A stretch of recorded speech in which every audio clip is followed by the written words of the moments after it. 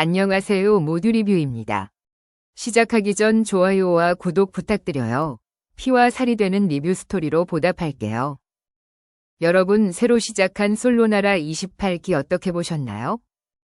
시작부터 범상치 않은 기운을 팍팍 풍겼는데요. 보아하니 남 PD의 얼굴에 웃음꽃이 활짝 폈을 게 틀림없어 보였어요. 첫 등장 인상에 대한 언급 전에 솔로나라 27기 갈무리를 한번 하고 갈게요. 이유는 방송 외적으로 27기 얼굴마담이라 할 수 있는 정숙이 논란이 있었는데요. 그동안 여러 출연자들이 크고 작은 논란이 있어 왔는데 특별히 27기 정숙만을 위한 해명 콘텐츠가 올라왔어요. 화수목금을 책임지겠다고 콘텐츠를 제작한 남 PD가 나머지 토 1월 콘텐츠 제작을 위해 솔로 엔터테인먼트를 개업하려는 게 아닌가 싶을 정도인데요. 아무튼 정숙만을 위한 스피커 역할을 한 솔로나라 채널을 보며 27 정숙 역시 지지고 볶고나 솔싸게 가서 화요주점을 열 것이 뻔해 보였어요. 남 PD의 보석함에 들어간 정숙을 끼리며 27기 솔로나라 마지막 화를 리뷰해 볼게요. 27기 솔로나라 역시 서로에게 현타를 선물했던 시간이 아닐까 싶은데요. 너는 누가 좋냐? 이번엔 누구 선택한대? 를 보는 재미도 있지만 백미는 상충하는 가치관으로 갈등하고 어떤 결과에 도달하는지 과정을 지켜보는 것이에요.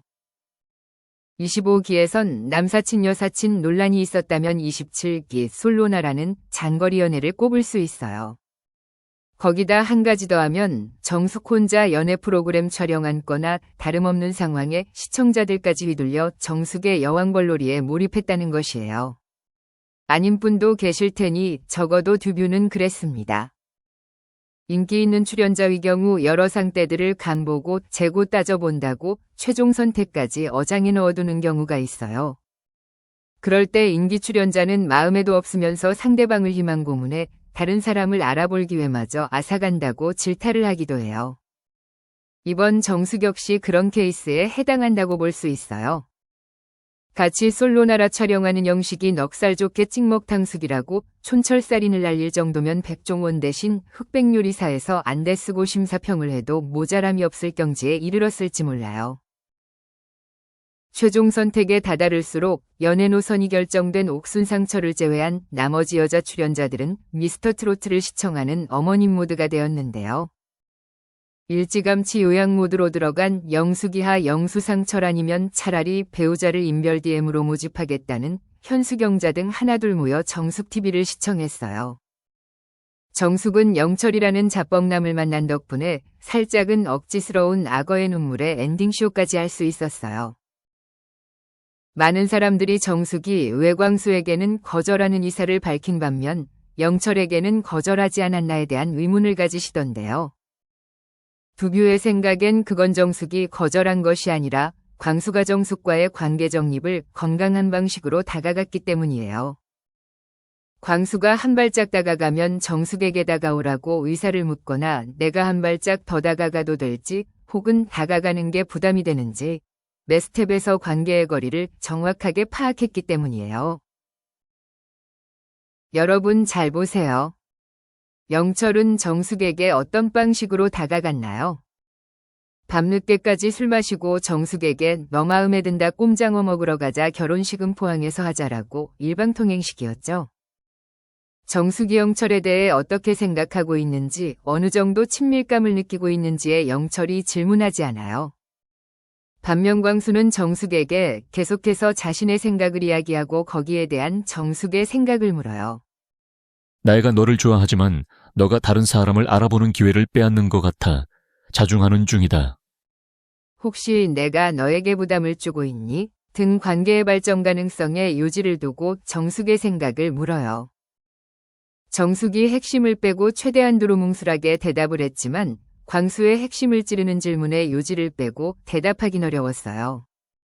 광수가 솔로나라 초반엔 희망회로를 돌려 최대한 긍정적인 해석을 하려고도 했지만 메타인지가 잘 되는 둔회 덕분에 정숙과의 정리를 아름답게 마무리할 수 있었던 것이라 봐요. 영철의 경우는 정숙과의 관계를 자기중심적으로 해석했기 때문에 정숙의 여장에서 신나게 헤엄치고 공중제비 돌고 재롱 부릴 수 있었어요. 자신이 서사가 27기의 메인인 줄 알았다는 영철의 반응을 보니 27기 나는 솔로가 아니라 나는 정숙이었다는 것조차 인식하지 못했던 것으로 보였어요. 여기가 다른 분들도 결혼하고 싶어서 나온 거잖아요. 여기는 시간이 너무 짧잖아요. 아닌 전 아닌 거라는 걸 미리 오픈을 해줬으면 그들도 다른 사람을 알아볼 기회가 있었을 텐데 그게 조금 아쉬운 것 같아. 정숙이 마지막 날 아침 현숙과 나눈 대화를 보면 다른 출연자들도 같은 것을 느꼈다고 보이는데요. 영식도 그렇고 현숙도 그렇고 제작자의 시선이 들어간 편집본을 보는 시청자가 느꼈을 만한 인상을 촬영 당시에 말할 수 있었던 것에는 여러 이유가 있겠는데요. 우선 솔로나라에서 별다른 활약 없이 한가했던 것이 크겠고 정숙 혼자서 현란한 플레이를 하는 바람에 나머지들을 관조하는 시청자 역할을 하게 만들었어요. 표현을 안 했다고 생각한 적은 없거든요.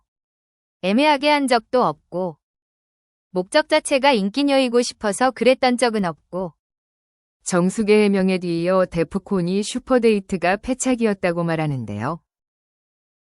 정숙의 말이 앞뒤가 맞지 않는 게 한두 번이 아닌데요.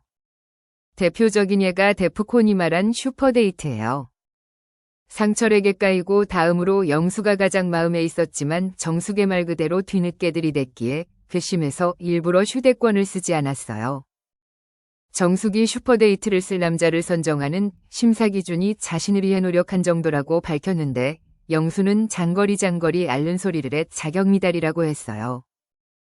슈퍼데이트 후 정숙은 슈퍼데이트에 대해 설렘을 확인하는 시간이라고 말을 바꾸었어요.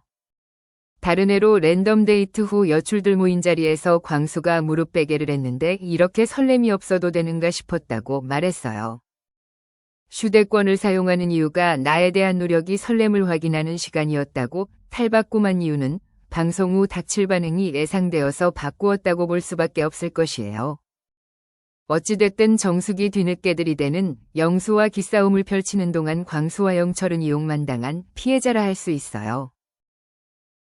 적어도 정숙이 광수에게 휴대권을 쓰지 않고 그렇게 끝났다면 영자나 순자에게 더 집중했을 수 있고 최종 커플이 더 생겼을지 모를 일이거든요.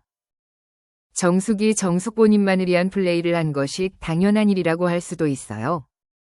그렇지만 정숙이 본인만을 위해 플레이하는 꼴을 보니 25기 솔로나라에서 순자가 상철과 커플되고 싶어서 자신이 손을 요리조리 숨겼던 것이 떠올랐어요. 정숙이 다른 출연자들에게 한 소리를 듣는 장면이 여러 번 나오는데요. 영식, 현숙에 이어 영자도 한 소리를 해요.